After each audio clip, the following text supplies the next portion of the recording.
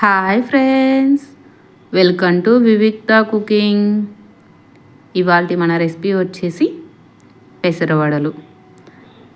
ఎంతో క్రిస్పీగా ఉండే పెసరవడలని మార్నింగ్ టిఫిన్లోకి కానీ ఈవినింగ్ స్నాక్స్లోకి కానీ ఎంతో ఈజీగా అండ్ టేస్టీగా ఎలా చేసుకోవాలో చూసేసేయండి. ముందుగా 2 కప్పుల పెసలను నైట్ మొత్తం నానబెట్టుకొని తీసుకోవాలి. నేను ఇక్కడ ఒక నైట్ మొత్తం నానబెట్టి చూపిస్తున్నాను.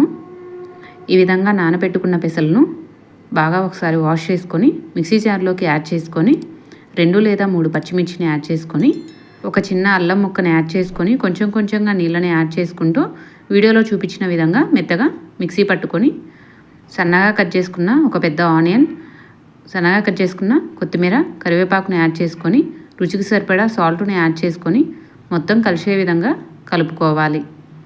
చిన్న చిన్న ముద్దలుగా తీసుకొని ఒక పేపర్పై ఈ విధంగా వడల్లాగా చేతితో ఒత్తుకొని ముందుగా వేడి చేసి పెట్టుకున్న ఆయిల్లోకి యాడ్ చేసుకోవాలి.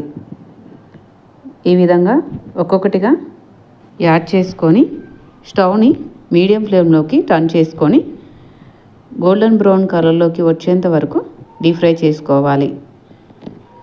స్టవ్ని హై ఫ్లేమ్లో ఉంచుకుంటే వడలు అనేవి చక్కగా కాలకుండా పచ్చిగానే ఉండిపోతే గుర్తుంచుకోండి.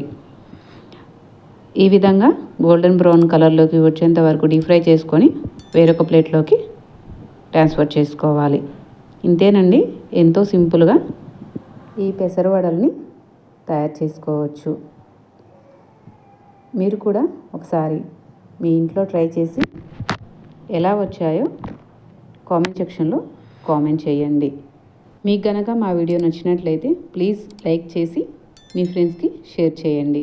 మరిన్ని వీడియోస్ కోసం మా ఛానల్ని సబ్స్క్రైబ్ చేసుకోండి. Thank you.